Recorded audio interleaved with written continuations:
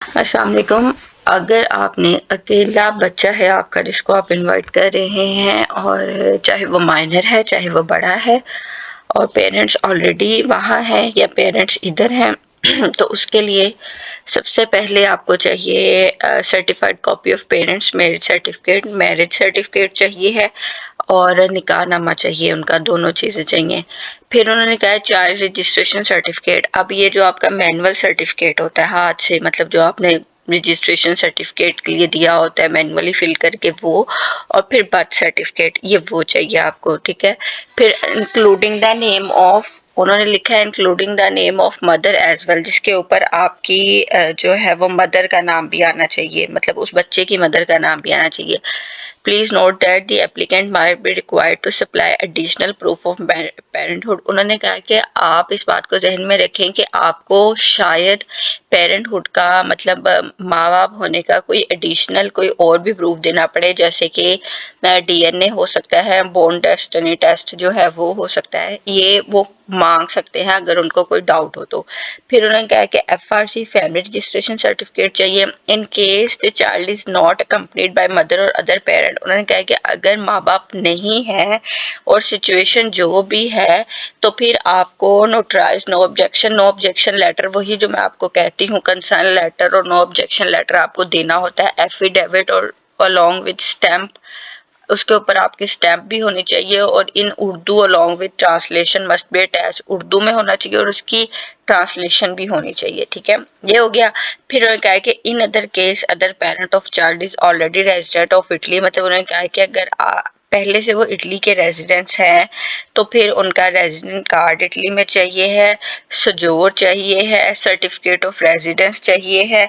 ये सब चीज़ें उन्होंने कहा है कि आपको मिल जाएंगी कमूने से, आपके रेलिवेंट कमूने से आपको ये सब चीज़ें मिल जाएंगी। इन केस ऑफ डिकीज पेरेंट, अगर आपके कोई एक पेरेंट उसकी डेथ हुई है, ओरिजिनल डेथ सर्टिफिकेट उन्होंने कहा चाहिए होगा, मस्ट, लाजमी।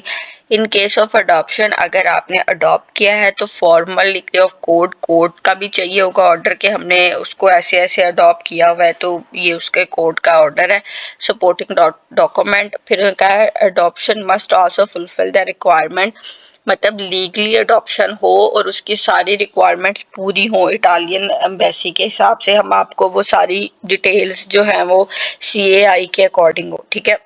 तो ये थी डिटेल्स।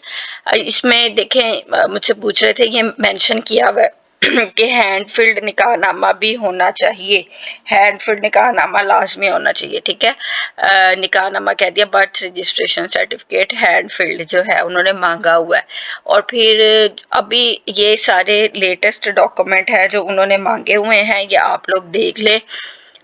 इसमें फिर एक दफ़ा मैं रिपीट कर देती हूँ, certificate of parents of marriage, मतलब कि निकाहनामा हो गया, marriage certificate, FRC, birth certificate, hand field manual certificate, और अडॉप्शन की हो तो फिर, और बच्चे जो है उसके पेरेंट्स अगर वहाँ यहाँ पर नहीं है, उसके किसी नाना ने चाचू ने वो करना, तो फिर आपको उसका भी चाहिए, permission letter, affidavit, sign, signature, stamp, सब कुछ हो।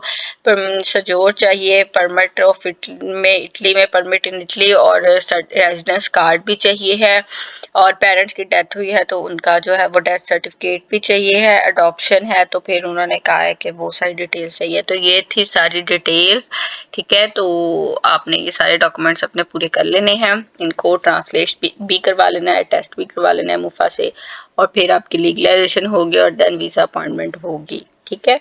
बहुत शुक्रिया, अल्लाह हाफिज़।